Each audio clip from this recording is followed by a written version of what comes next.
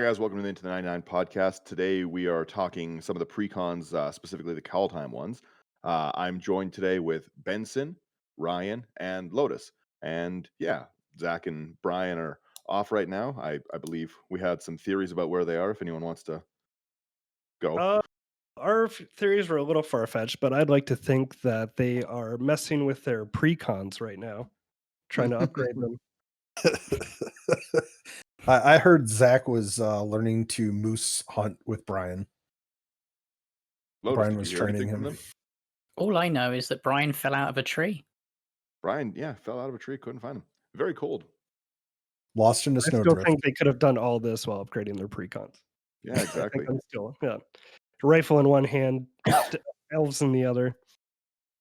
Off to their game store to get singles for their precons. Yeah, they're too cool for us. Honestly though, Zach is not feeling good, so everyone, if you hear this, do feel free to wish him well because yeah, he's a little under the weather and Brian's a little busy as well this weekend. So just us, you're stuck with just us for the weekend. So sorry. Yeah, Your four most fabulous hosts. Well, Yeah. 3. Work out which one it's not. yeah. So we're talking about the new precon style decks that are coming out with each set, and I personally just love the product. So they replaced, I believe it was Planeswalker decks. Is that right, Lotus? Yes. They replaced the Planeswalker decks with the new precon specific for commanders. They're definitely not up to par with the normal commander products. Like they're not a C20. You're not getting like a Timeless Wisdom level deck. However, I think they're really good. Number one, they're super, super budget decks. They're focused for commander. They only pretty much give you the one option for it. Some have maybe two, like an alternate commander, but it's not like the commander products where you have three alternate options of you can build this deck this way, this way, this way. It's not Otrimi, Kazaru, Kima, and blank because I can't Yeah, remember. maybe the 99 decks are aren't up. amazing, but the actual commanders themselves, like that's where the money's worth it right there. Well, Yeah. yeah. So for us out in Canada, generally we get both of them for $50, so $25 a deck. And honestly, that is a good price before the Soul Ring and before the Arcane Signet. So even if you were just getting Arcane Signet, Soul Ring, and the new Legendary Commander, you're pretty close on value. I think that all of them have definitely had their money in them. And I actually, across all of these new precons, have not found one that isn't monetarily worth it. You might not like the play styles of some of them, but I don't believe you've been down money if you bought any of these. Oh, definitely not. The value Yeah. is there. You got to dig for it a little bit, but it's definitely there.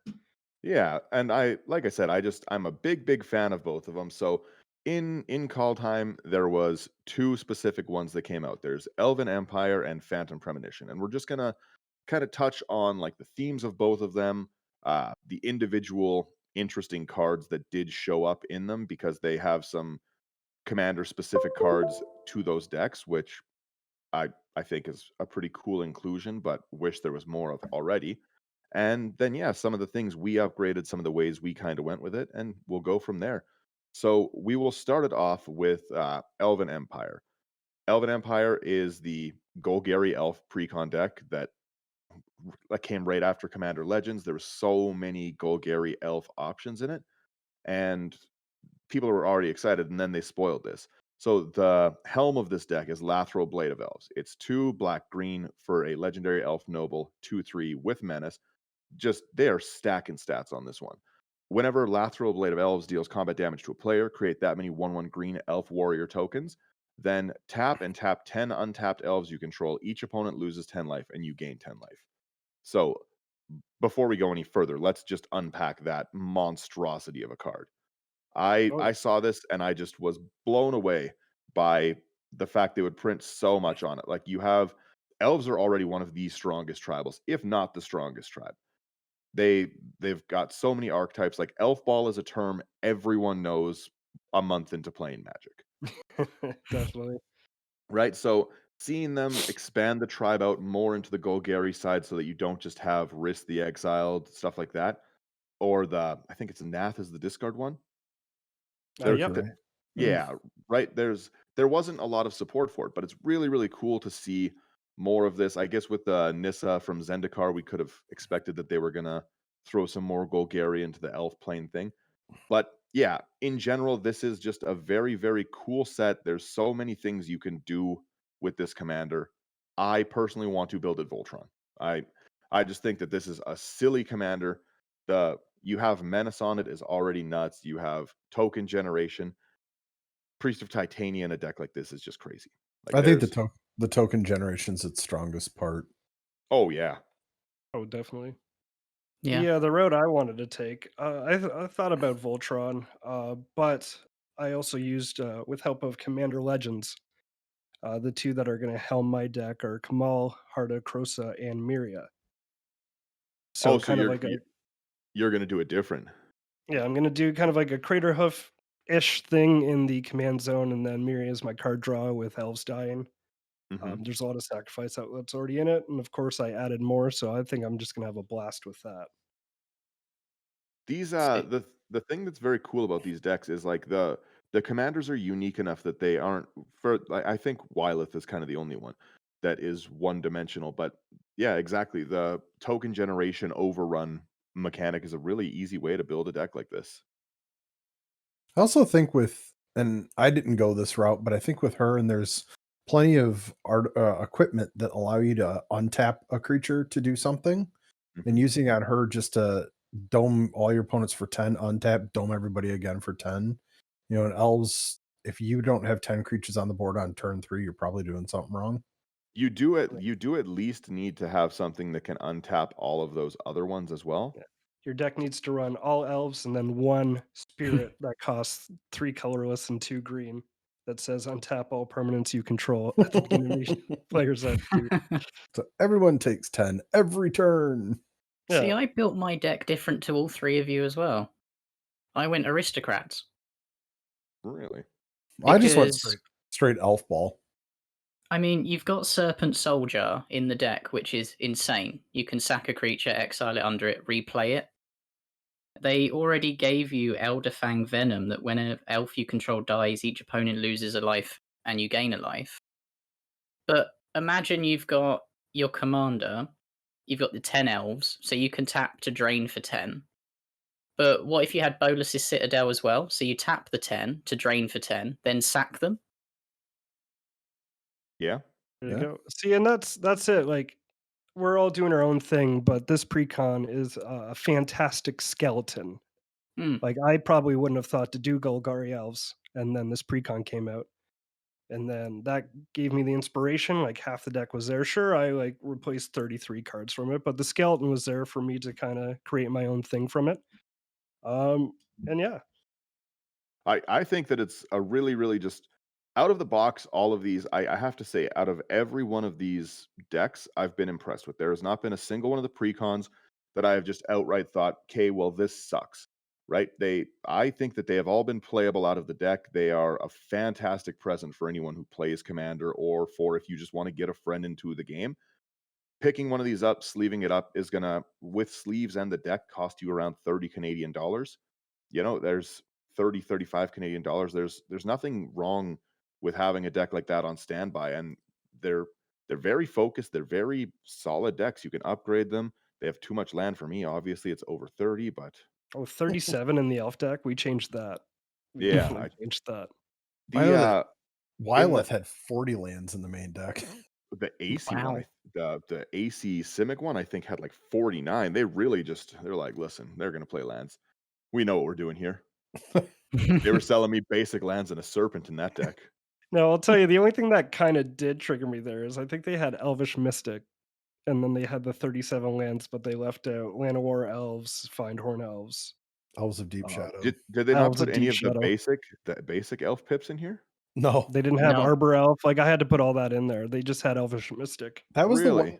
That was my one complaint, and I don't remember what the exact number was, but I think the average CMC for the elf deck was like 3.8 or 3.9, and I was like, how is that possible with elves? Like, Uh, Well, what we did want to talk about too was the upgradability of these decks, right? And I yep. think that that does speak to it. There's so many cards that you can put into this, and they made it so you can upgrade them, but that is pretty high for an elf deck. Three That- CMC without the pips. No, yeah, higher than that.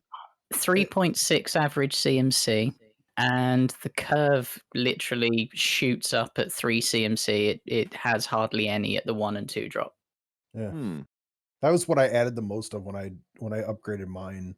And mind you, I probably 60% of the deck changed, but it was to get the curve down to the 1, 2, and 3, and then very little at 4, 5, and like I don't even think there's a 6 drop in my deck. The deck does can include some pretty decent reprints. Like you've got Risk the Exiled with that new Legend frame, and I always say I love that new Legend frame. You That's do have spicy. yeah, you do have some good reprint stuff, and then obviously they jam in a bunch of the things from the set that they're from. Like you have Binding of the Old Gods, Canopy Tactician, Elderfang Ritualist, like a bunch of those from Herald of Kaldheim. Skemfar. Yeah, yeah, King of Skemfar. That's a really cool elf card too. I really like And you that get to one. switch that one out with the showcase art, which I Yeah, definitely Yeah. did. Yeah. Same here. you sure do. The other new cards in this deck that were brought into it are Bounty of Skemfar. It's a sorcery for 2 and a green. Reveal the top 6 cards of your library. You can put a land from among them onto the battlefield tapped and an elf from among them into your hand. It's a Put the good rest card. on the bottom of your library in a random order. That's a solid card.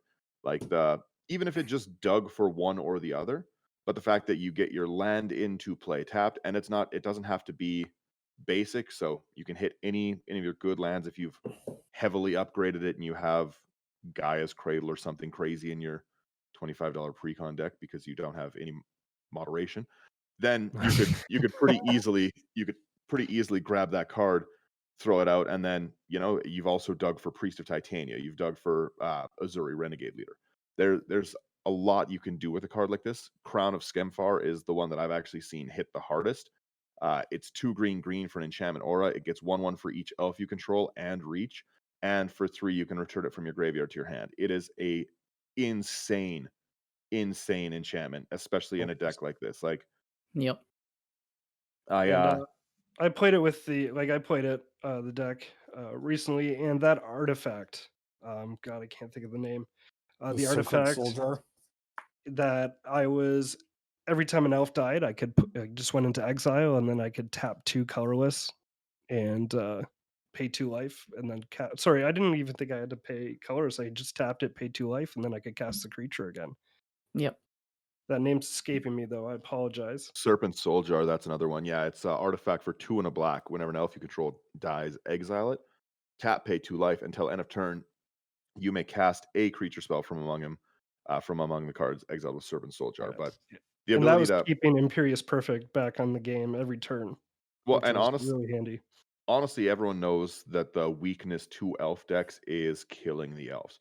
Once you board wipe them, they have a really hard time bouncing back a lot of time. But with something like Miara in the command zone, or the ability to keep recasting your important ones, it's very hard to keep something like this down. There's also, I gotta figure out, I think Avenger of Skemfar. It's a colorless and a black, and I forget what its power and toughness are. But it's whenever an elf dies, you lose a life and draw a card. Yep. When we played, somebody board wiped, and I had like 10 elves in play and just drew 10 cards and was right back in the game. There's another one of the new cards is Elderfang Venom, 2 and Golgari for an enchantment. Attacking elves you control have Death Touch, which is a bonkers stat. And then whenever an elf you control dies, each opponent loses a life and you gain a life. So you get that normal aristocraty drain the table. And in a token generation commander, that can really, really go off. There's Yeah, also, oh, sorry. that's where my theory was going to make it into an aristocrats deck. Mhm. There's also Pact of the Serpent. It's a colorless black for a sorcery. Choose a creature type. Target player draws X cards and loses X life, where X is the number of creatures they control of that type. I actually really, really like that card in general, and that's a card that I already believe is going to need a reprint because that's tribal hate or personal draw, right? In a pinch, you're able to draw a bunch of cards if you need them, but in a lot of games, you can kill me with this 3 mana. I play tokens like a fool. I sit and I try stack them. I was telling the group this yesterday that I sometimes like to be like, can I hit 400 tokens? So yeah, if you run things like Rakdos Charm, any of those kind of 1 for each creature I control effects, you're gonna kill me. That's the way to beat me in pretty much every game. Same So with yeah, like Brian's playing Everyone, take Xyrus. note. yeah. Everyone Well, in our exactly Discord, against the Xerus, yeah, take snakes. note of that You if you're take gonna 70. play Dan. Yeah, if you're ever playing against me, just run anything that kills me for creatures, and you'll get the job done. Yeah, I really like that. I love the utility of that card. I think that it's really, really good. Mono black lets it slot into so many different decks. Had they made a Golgari, they would have kind of crippled its power a little bit. But as mono black, I think that this is probably the best card printed in the whole deck. There's a lot of really, really good individual cards, but I just think that this one takes the cake for the best card. Like I said, there's not a black deck that shouldn't run this because even in a we all play tribal. We're all degenerates that way. We all see things and we're like, I'm gonna put this in demons. I'm gonna put this in dragons, right? But you put this in Kalia and you have like an X draw because you draw 5 angels and lose X life. That's fine. Fine That's with me. disgusting. Hmm. Be good in cleric decks because they gain a ton of life. Oh yeah, like I think that that's like probably the card with the best toolbox options. And I love the artwork of it. It's very, very weird. I'm a big, big fan of that card. Ruthless Winnower is another one of the Precon only cards. It's 3 black black for a 4/4 elf rogue. At the beginning of each player's upkeep, that player sacrifices a non-elf creature.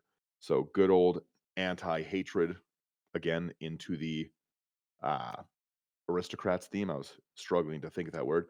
And then another card I really, really liked, but a lot of people had a complaint of, oh, this is too high mana. This is first off, you're in an elf deck. High mana doesn't exist. But it's Yep.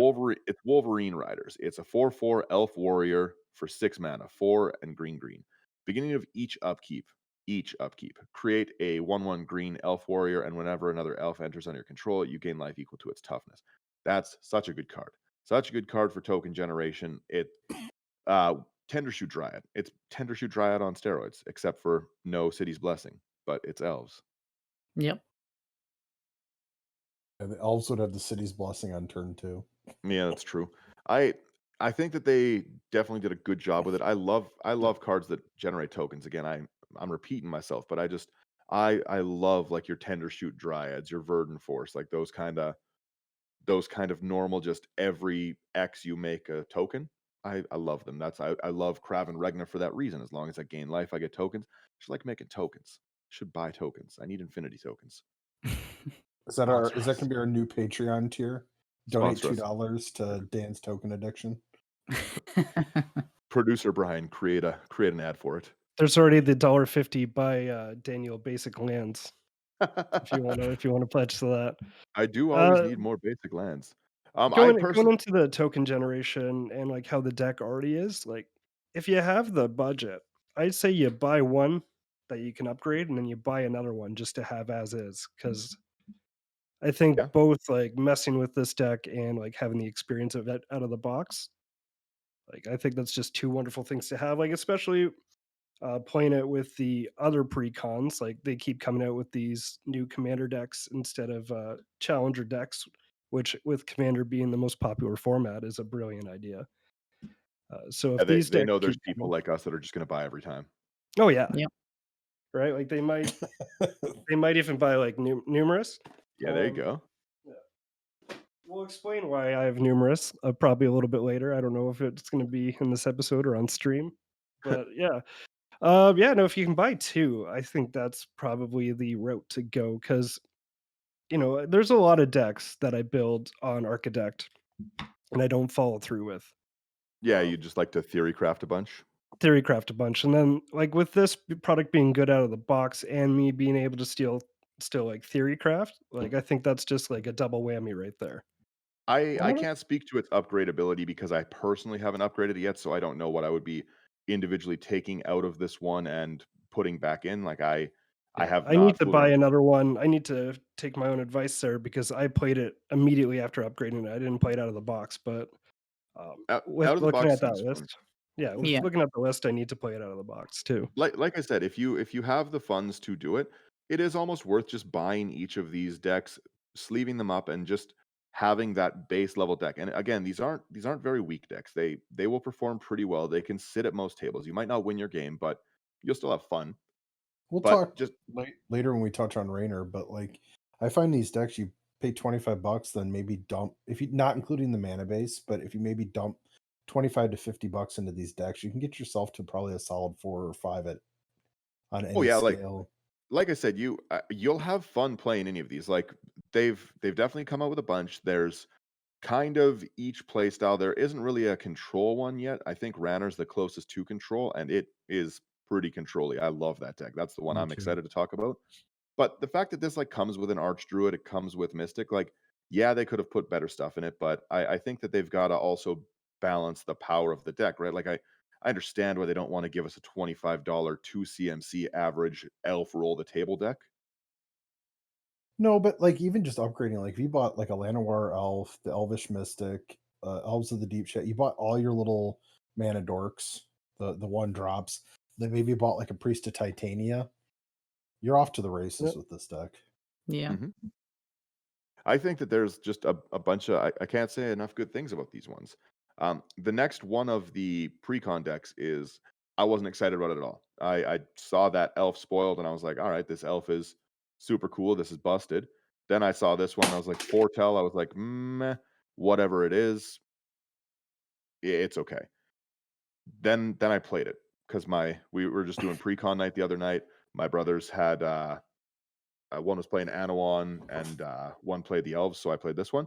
And Ranner is super fun. I played it, wanted to upgrade it immediately. So the Phantom Premonition deck is run by Rannar, and he cares about foretell and exiling, and mine is just exile tribal because I'm a bad person. But Rannar the Ever-Watchful is 2 and Azorius for a Spirit Warrior 2/3.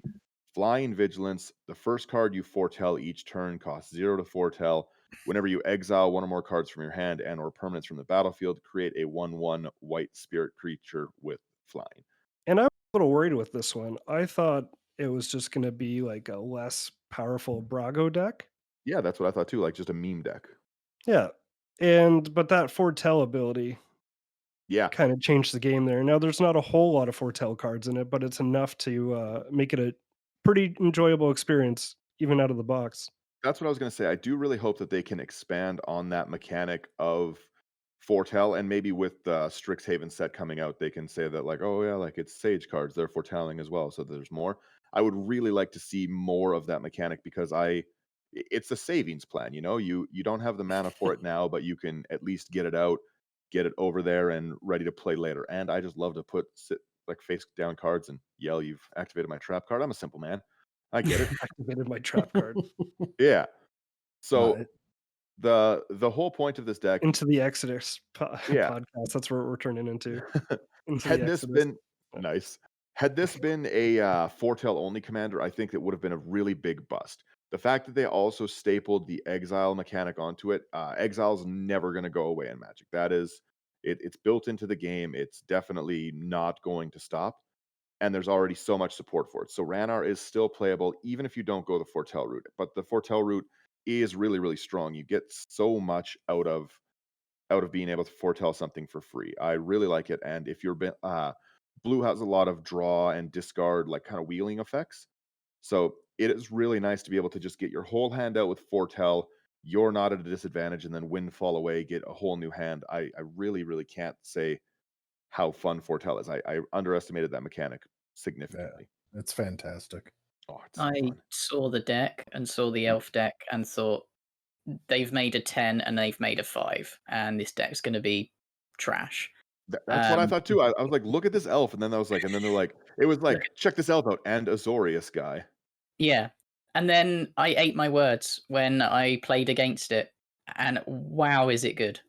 Oh, it is. It's capable of doing a lot of stupid stuff. And So they've even put an alternate art Ghostly Prism in there. oh, I love that alt. Yeah, the artwork on the new Ghostly Prison is wicked. I didn't The even fact that it comes realize with a that. Ghostly Prison is awesome because Ghostly Prison was $5 to $10, something like that. It Yeah. was Yeah. it was not a Yeah. cheap card because it's a really good protect yourself when This you're is being in moose annoying bucks, card. by the way, listeners. 5 to Yeah. 10 moose bucks. Yeah, the equivalent of 8 beans. Sorry. So Freedom box.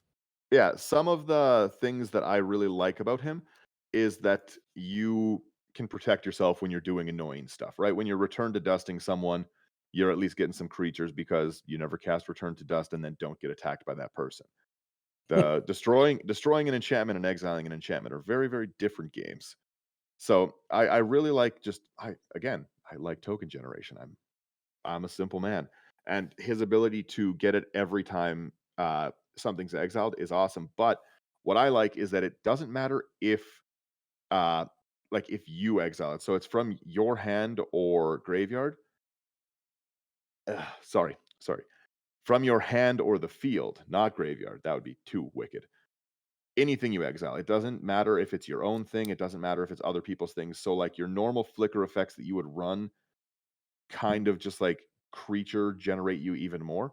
I don't know. I found that this over generated the spirits that I was expecting by a pretty significant margin. It wasn't like I had one or two. And it's No, non-token. It doesn't care if it's token or not. Yeah, just anything. Whenever you exile one or more permanents, I really, really like that ability to, like I said, the Ephemerate, like the card from Modern Horizons. Instant exile target creature you control, then return to the battlefield under its owner's control with rebound. That's 1 mana, generate 2 things, and protect Ranner. Like it's such a solid like upgrade into the deck, and it's like a 4-cent common. some of the Yeah. cards I added that protect them are Ghostly Flicker, Displace, and Essence Flux. Yeah, so the same kind of style of Just keep. Yeah. just I'd blip them in and out. Conjurer's Closet, Thassa, Deep Dwelling. Yeah. Like I said, I didn't care in any way about this deck. I didn't think it was good. I just bought it because I will buy it. You don't have to make a good product to get me to buy a commander product. If you put it in a box, there's a commander on it. You I'm gonna throw buy it. money at it. Yeah. Yeah, exactly. It is what it is. I'll pre-order. At the moment that they're spoiled, I will probably already be paying my Strixhaven pre-orders in like a week. You don't need much. Then That's I read my. the Oh, go ahead. I'm sorry. No, go Oh, I was ahead gonna say, before. my only major complaint, you kind of hit on it, is there's not enough blue-white foretell. Like I really want this to be a heavy foretell deck, and I mean there are cards in it, but there's not. It's not a There's significant number. yeah, Like even for just to take advantage of his free, like the first foretell spell you cast is free. There might be like 10 foretell cards in the that, deck. that's what I was gonna say. I think there's around 10, and I'm not gonna count, but I just like it wasn't supported enough. And then there was some other good ones, the Starheim Unleashed and stuff. I would have liked if they added that one because at least it's like a really cool foretell style card. Again, I understand why you can't just stuff like good mythics into a deck that's Or even like $25. Doomscar. Doomscar's like $2 or $3. Like, why was that not in this Those are deck? definitely both very good upgrades for the deck. But the strength I think in this deck doesn't even lie in how cool the commander is. It's how cool these cards are for any bounce deck. Because as you said, Brago exists. You have like your Emil style decks. You have a lot of decks that just care about flickering, blinking things in and out, and you have a lot of good cards. Like you have a Mist Meadow Witch in here. I wish there was a Conjurer's Closet. That would have been really cool for them to add, but I understand again why they can't. I love ETB, like ETB landfall tokens. I love a lot of things in Magic, to be honest. I just love Magic, but the new cards are just, in my opinion, so strong. Like Cosmic Intervention is a bonkers card. The 3 and a white for an instant. If a permanent you control be put into a graveyard from the battlefield this turn, exile instead. Return to the battlefield under its owner's control at the beginning of the next end step. Is so good. That's That crazy. is. Oh, Yep. it's first off, every aristocrat's deck is going to need this card. This is going to be a chase card for those people because they love to just wipe their own field, and anything that brings it back is a chase card to them. It has foretell for 2, which is awesome, so that you can have that like panic switch of 1 and a white there. And I definitely cannot like if you have to pull the panic switch and hit your own board wipe, the ability to bring everything back later on is really, really good. I like the delay of it. I really, really like this card. It's another one that I think we are going to need far more of. I also wish that that black demon card had been printed in like blue or something. The cards in your hand have foretell and their foretell cost is 2 less. I think that would have made That'd more make more sense. sense. Just make it a Had that been in blue and stuff, and you make it a could have used Sphinx, one. make it a Yeah, Kraken. Yeah, just do something with it. yeah, I Now would have. the Raynar here, this precon. Now I don't build decks that have white. I just A it's man just of class, I see. I won't. However, I You purchased respect this yourself. precon. Yeah, I right. I'm not going to upgrade it. Therefore, technically, I still not built a deck in white. However, I do have a deck with white now, and you know what? Like this is going to be pretty fun to keep around. It's It's a it lot has of some fun to pretty play. cool cards in it. Another one of the foretell-y kind of cards is unique to this deck. It's Ethereal Valkyrie. It's 4 Oh, white white or 4 white blue, not white white, sorry. For a Spirit Angel. And I do really like Azorius Angels. I think they're pretty cool. It's a 4/4 flying. When it enters the battlefield or attacks, draw a card. Amazing mechanic. Then exile a card from your hand face down. It becomes foretold. Its foretell cost is reduced by 2. That's so good. These are not ramp colors. So the fact that you have a rampable card draw, enter or attack, and then cost reduction later on, like I love this card. I think it might be my favorite card in the deck. hmm It's a very cool, and my favorite card is the anti-Psych Rift card. But we'll talk about that in a minute. And then also out of the box, I think that these two against each other, like they might not look it. Like obviously, you might think elves are going to stomp. Uh, However, this Raynar deck runs board wipes. oh, it So sure does. if And you wait till think you're gonna go wide on it and they pop a cleansing nova, you're gonna get real grumpy real fast, right? So like or the balance there is actually pretty even. or when you think you're ahead and they make 22 5/5 dragons. Yeah, Yes. Or that too, yeah. that is one of the enchantments. That's not a reprint though, is it? No. No, A that's di- they just made Day of the Dragons good. Day David of the Dragons, yeah. Dragons, 4 and triple blue. When it enters, exile all creatures you control, then create that many 5/5 red dragons with flying. And first, let me speak to this.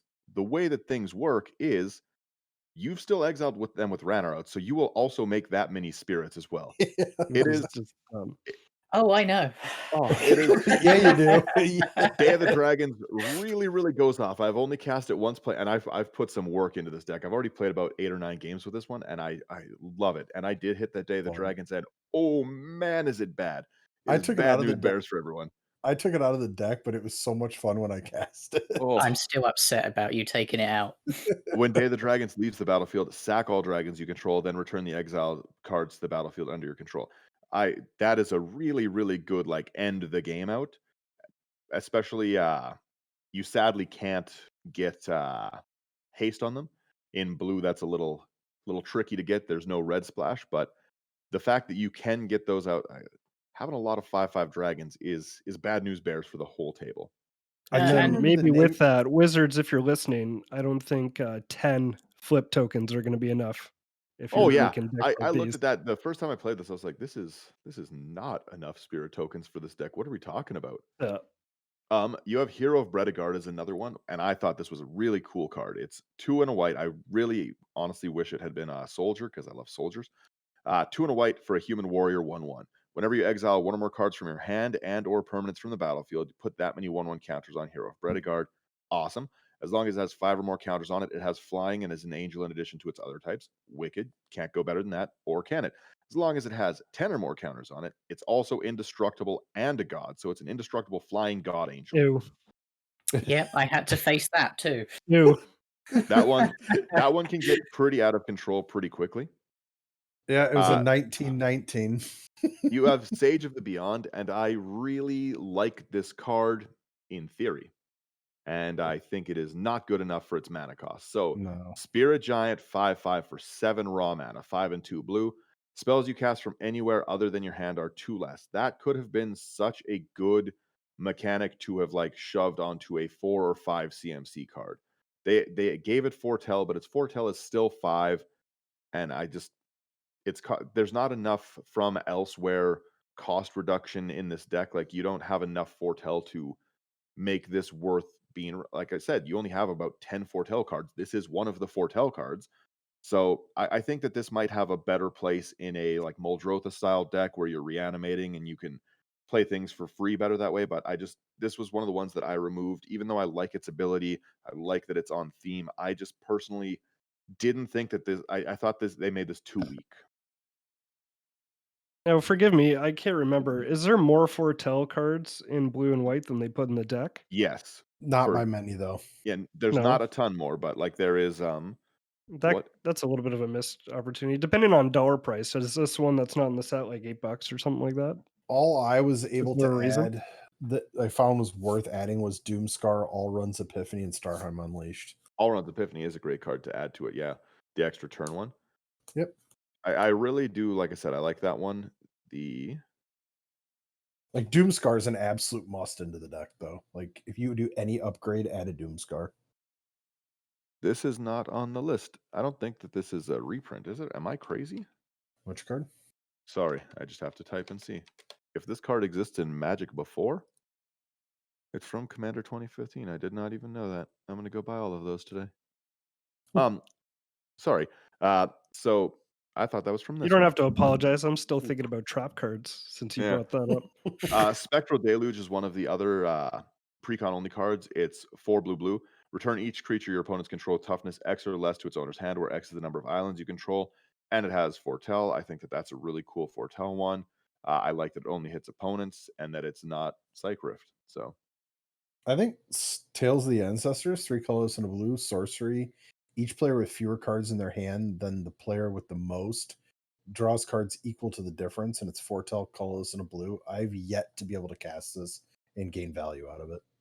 I think it'd be really good. I draw a lot of in a lot of decks. I play like zeros, for instance. I usually have like 40 cards in my hand.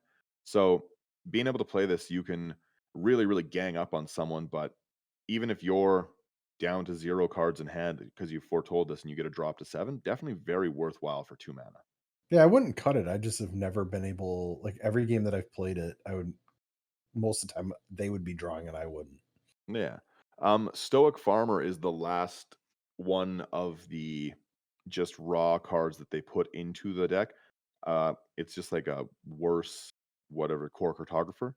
But it's 3 and a white for a dwarf peasant. When it enters the battlefield, search your library for basic planes and reveal it. If an opponent controls more lands than you, put it onto the battlefield tapped. Otherwise, put it into your hand, then shuffle. It has Foretell. It's not horrible. It's just it's what you expect from a white rare I really think land it's ramp only card. good if you can foretell it for 0 with Rainer and then just pay 2 mana to do its ability. But paying 4 mana to do its ability is pretty lackluster. Yeah, if you're already behind on land, getting 1 basic planes to your hand for 4 is not great. Nope. I think it should have been maybe what it is, but puts it into play tapped. And then if people control more than you, Well, untap it. or gone for any planes, right? So that you could have gone to get some, even the snow duel, you could have gone to fetch with it. That would have been Yeah. a little bit better than just like, hey, get a basic planes for 4. But again, what do you expect from whites? I mean, they Whites could have just land put ramp. Weathered Wayfarer in. Oof, I wish. I That wish would they would have put Weather Wayfarer, and that's a real good card. phenomenal reprint. Or Knight of the White Orchid. Oh, Uh, yeah. The one that I was talking about was Synthetic Destiny, and I did not even know that that card existed before. I've never seen it. Don't even know what That Commander card's product it's from. awesome. It's apparently from Commander 2015, but it is an instant for 4 blue. Exile all creatures you control. At the beginning of the next end step, reveal cards from the top of your library until you reveal that many creature cards. Put all cards revealed this way onto the battlefield, and then shuffle the rest back in. I have been able to really go off with this in this deck because, like I said, it overgenerates spirits. You're underestimating how many spirits are going to come out of this deck. It really went very hard. A lot of the times I'm revealing like 15, 20 creatures at a time. I think Zach was talking that he's bought 2 copies of this as well, and he's going to do one that's more or less spirit tribal to really lean into Synthetic Raynors. Destiny is only 55 cents as a card, and I am going to buy every one that exists in our city. He's got 2 monitors, and he's doing that right now. If he seems a little more distracted during the Sadly, podcast, your it's city 'cause probably he's will have like 3 of them since they came from a Commander product. Oh no, I got a lot of Commander players here. We have a shockingly large number of like Commander things in here, and there's like 4 stores to go to, 5 stores to go to. There's a lot of stores to go to. there's a lot This of is the best stores. store to go to. One of those on your shirt, actually, Ogre's Yeah, Den. exactly. So number one, Yeah, sorry. I wanted to bring up one more thing that's low key overpowered, and I'm so happy. I don't know if I've complained about it on this podcast. I know I've complained about it in the Discord, but I'm not saying that, if you're playing these decks and, like power level wise, I don't think anybody's going to hit you with a Gitaxian probe. oof. However, all of the basic lands match, and I couldn't be more happy. Yes. I couldn't be more happy. Like Do finally, they all I don't match? know. Yeah. The Commander yearly product, they throw whatever, I think 3 different arts for each color that you have in it. But these ones, they finally used all They the all same pieces. match. And well, the like, island in Raynor is amazing. the Aurora The Aurora Borealis is Borealis. fantastic. Right? Like I'm beyond ecstatic about it. Like I think that right there kind of just does the deck for me. Like Wizards, good job. You finally didn't trigger me. It's been like I don't know how many years in a row with Commander product it's been. Like how many? Five? 5 or No, it's 6? longer than that. Longer than that? I guess Yeah, maybe since I started playing. Um, but yeah, every time I did get Gataxian Probe, and I think that's where it first started, my rage. Like, and I could that's have fair. switched it out, but then, out of the box product, I don't think I ever upgraded those. And that's sort of just the fire fueled. But yeah, There, no. OP. there's a lot in here that Basic I lands I match. wanted to OP. take out. Do you just love those basic lands? They get you. Oh yeah, it's so good. I'm with you, Benson. This Mhm. this had a much lower mana base cost than I would have expected. They had 36 lands, a really, really solid ramp package in it. Like the deck comes with an Arcane Signet, Azoria Signet, Commander Sphere, Marble Diamond, Mind Stone, Replicating Ring, which is a very, I think, a really cool. Why would you run Manolith anymore card?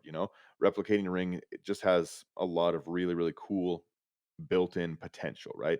If a game goes long, that's a lot of mana to get. If you can proliferate, it's really good.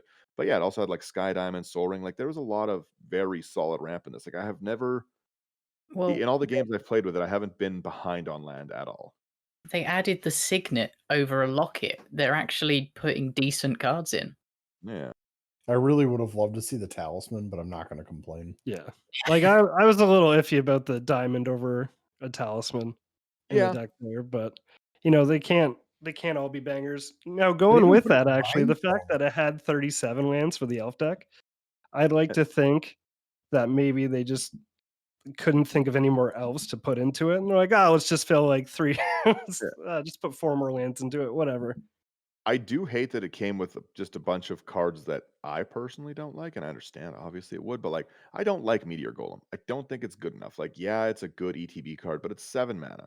7 mana's pretty pricey for like you can just do better things. I generally find if you're playing 7 mana, you should be winning the game or at Yeah, least setting up a win. And Meteor Golem does none of that. Or you're playing Yuriko, yeah. right?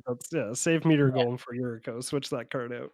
Well, or I'm right yeah, there with like a you. Yuriko deck, a Yanet deck where you can free cast it, like something like that. But there's no real like cost reduction things outside of that, like Valkyrie I was saying, or the 7 mana is a Yes. lot for like one permanent destroy. Like maybe I maybe if mean, I you guess really if you've got the Valkyrie, you can get it into exile, then you have that stupid other 7 drop that reduces the cost by 2. So you reduce it by 4 and you're paying 3 mana for a another one I didn't understand Storm really was count Sun 2. Titan. Like Sun Titan's a great card, but there's not much like this isn't a recursion based deck, right? Like you're trying to exile or blink things depending on your play style or like foretell things. Like Sun Titan just doesn't really hit enough in this deck to what are you gonna do? Like the Burnished Heart repeatedly with your Sun Titan? I was quite surprised they didn't put Pull from Eternity in. Pull from Eternity would be great. Curse the Swine in this deck, by the way. Oh, I Curse the cut that Swine, really card. good. You cut Oh Curse yeah, I the was just Swine? looking at Yeah. that. No, Yeah. Curse of the Swine's so good. Oh, Curse the Swine's like one of the best blue removal spells. I would never cut that one, especially from the tokens. That's fair. Oof, never. I love that card. I really the other thing I liked about this was for me this was a great spot to put in Yorion. I've liked that companion the whole time. Yeah, exactly. I just thought it was like such a cool card. I haven't had a spot to really put it yet. Like I want to put one in Golos, but again, I just haven't put it into like this is just flicker theme, right? This is rune without band for me, and I love to flicker things. I didn't put Panharmonic on it. I showed some restraint. I showed some restraint, guys. You got to believe You me. angel. Yeah, I think but Disappointed. another yeah, card but that there's like a lot of I do need a Torrential Gearhulk though. they've been reprinting the crap out of that have been a perfect home from this is Austere Command. Someone text me that I need a Torrential Gearhulk. I keep forgetting that. That's yeah. Yeah, thank you, Ryan. There's like a lot of there's a lot of really good cards in this deck. Like I said, like I really really like what it can do out of the box, and I was just blown away with how incredibly powerful it can be. Like this was very fun to exile. I found cards pretty easily that I wanted to cut, like the Surtland Elementalist, for instance. A very good card, but again, I'm not paying 7 mana to get an 8/8. There's better things in my bounce deck. Surtland Elementalist is That's very that's good. honestly a dead card in your hand. Like the Yeah. way I see it, like I just wouldn't cast that. I'd be upset about drawing it. I think I'm gonna put it in Anala because like in Anala, I've got a lot of reduction based spells for wizards. I can copy like wizards and like it's a wizards matter deck. I can get that, but there's not that many instants or sorceries from my hand without paying its mana cost. Like had it been graveyard, maybe, and I could like recur something really cool, but it's from my hand, so like I have to have not only the one I want to cast, but then also this card, and it also has to live a whole turn. Like it just seems clunky. I thought this card seems clunky. Had it been when it enters, you can cast it, like enters and attacks, maybe, but it's I don't know. With I don't these know. with these new cards that they're coming out, like you can tell that they're definitely getting there. Like whoever's lead on these designs, Mhm. like with the new cards that they are putting in. Like I think the one I had a lot of fun with was the Golgari enchantment that gives your elves death touch. Yeah, that's a cool one. Hmm. Yeah, and that's nasty. Now I know the whole point of that deck is to tap Lathro and tap your elves, but if that's not an option, you can definitely swing in for that. What was it, Lotus? 71 damage? Yep. Yeah, 71 damage. No, I think they're really starting to do a good job at balancing the two decks against each other and also making a product that doesn't need a monstrous amount of upgrades to be able to, I don't want to say be competitive, but to be able to sit at a normal EDH table and not just do nothing for 2 hours and then go home sad and disappointed with yourself.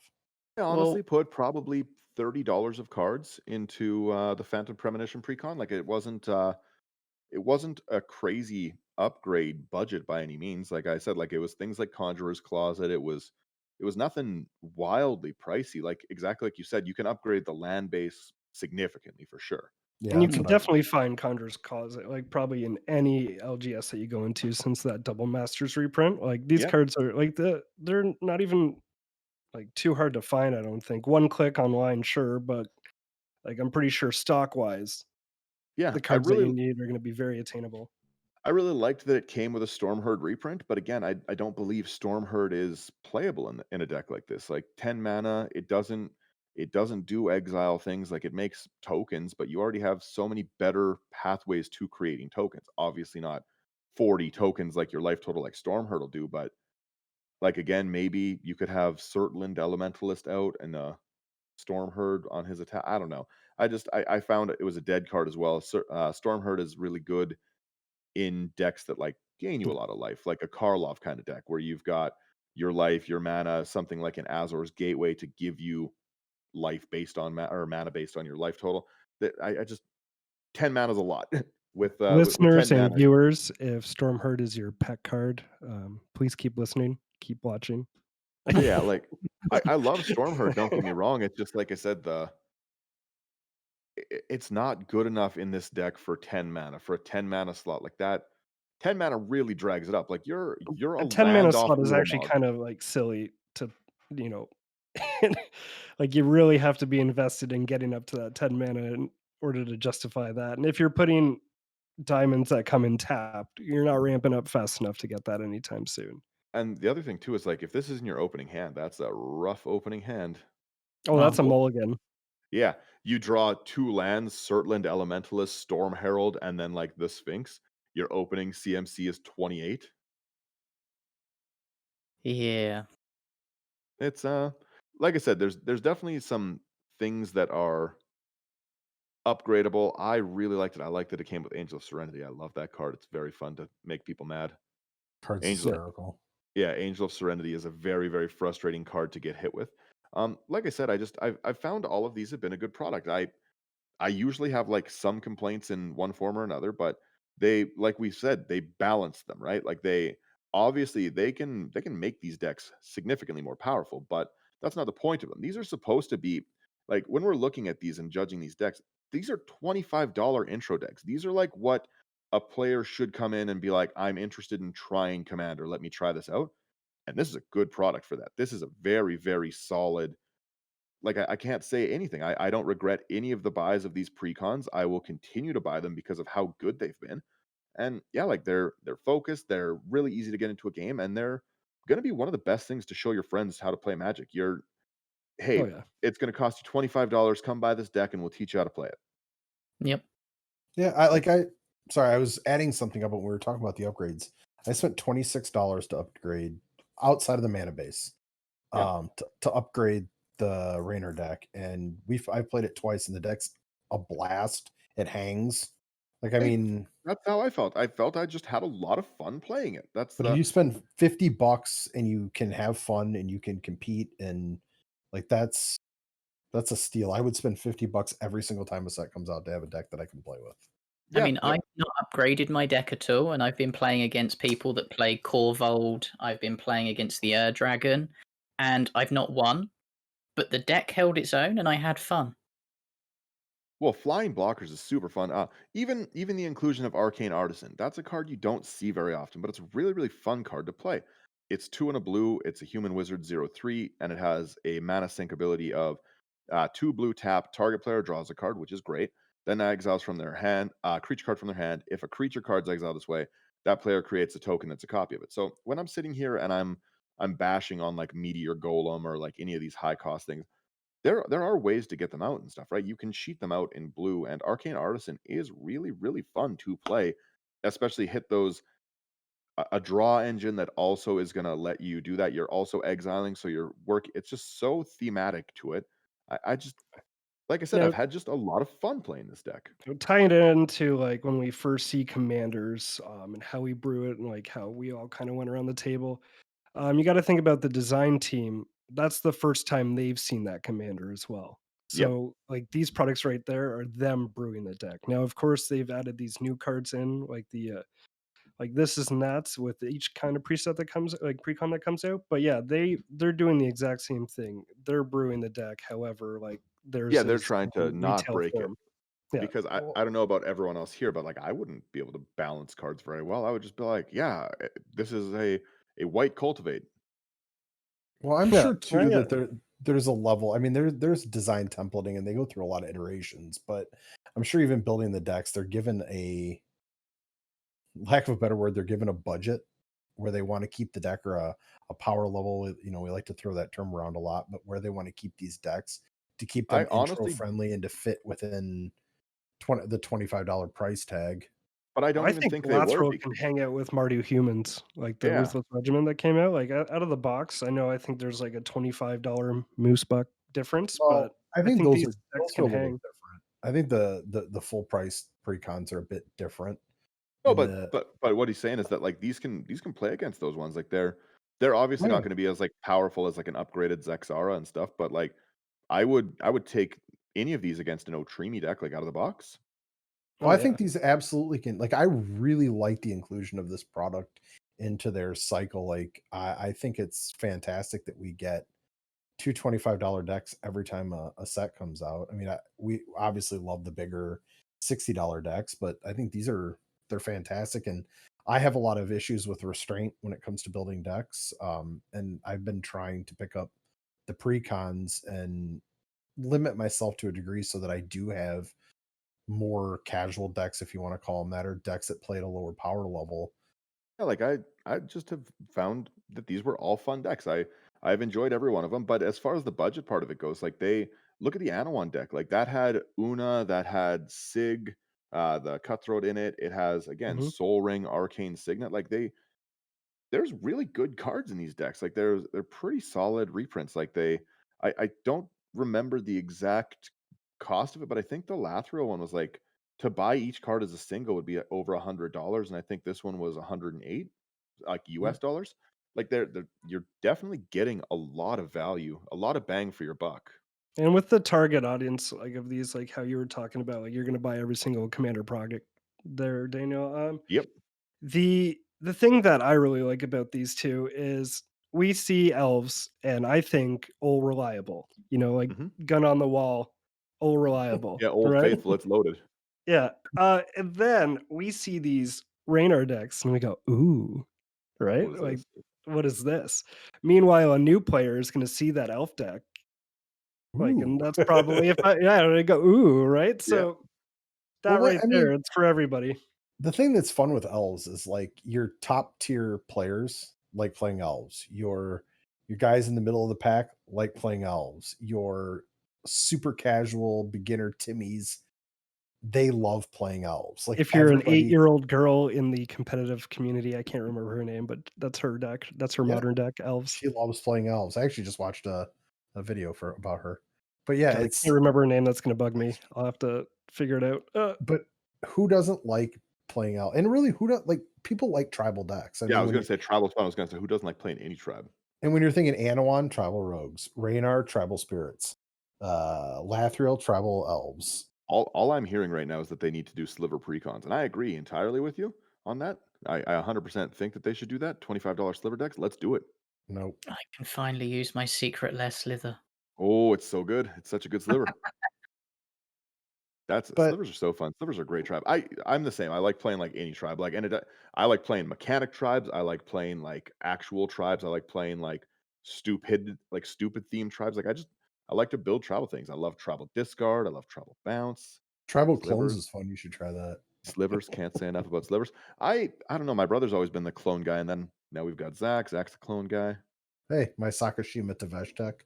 I keep saying that somebody needs to make the card Zakashima instead of Sakashima.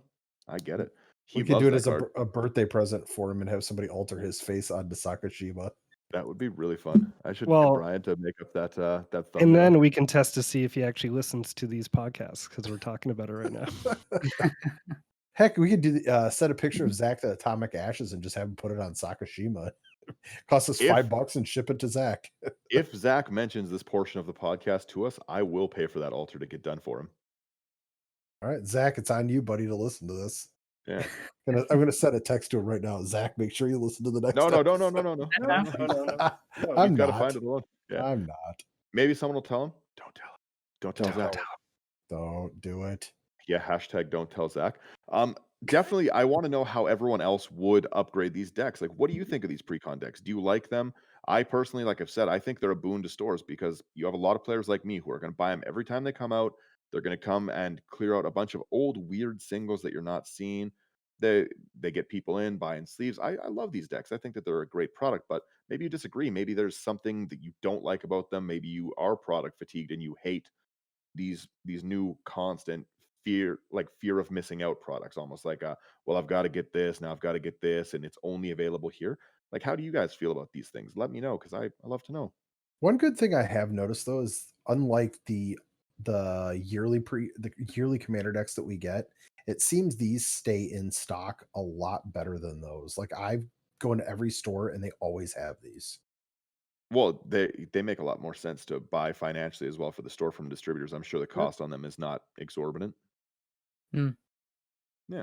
I don't know. I definitely love them, but I do want to know how everyone upgrades them. Let me know your lists and stuff. Like, send it, and we'll get some of them posted up on the Instagram and Facebook and stuff with some of the upgrades. Is there some upgrades that we missed? Some things that are must includes to these decks? Like I said, I haven't started working on Lathro yet. I've just been fairly busy with work stuff, but I'll be upgrading that one today. So hopefully I get some games in. Thank you guys so much for listening. Let us know again how you think. I want to see these lists. We stream every Tuesday at I do not know what time. So check out 5 o'clock Mountain Time, 7 o'clock Eastern. What time is it? English time? Tony? Midnight. English time. That's too good. Definitely check Midnight out some of the English other time. series that we do on our YouTube. There is Parallel Thoughts. There's Brewing It Live with Lotus. We do lots of really, really fun stuff with the community. So make sure you check it out. If you find the podcast on Apple, please leave us a review. It really helps people find us out. Thank you so much for listening. Check out our website. And yeah, Check out our merch store. yeah. Buy Oh some yeah, shirts. don't just get into the 99. Wear it. I like it. I like that one. Also, we have Patreon. Check us out on Patreon if you want to help support us, help the show grow a little bit more. And yeah, again, thank you guys so much for listening. Have a great day. Bye, everybody. Bye. Bye.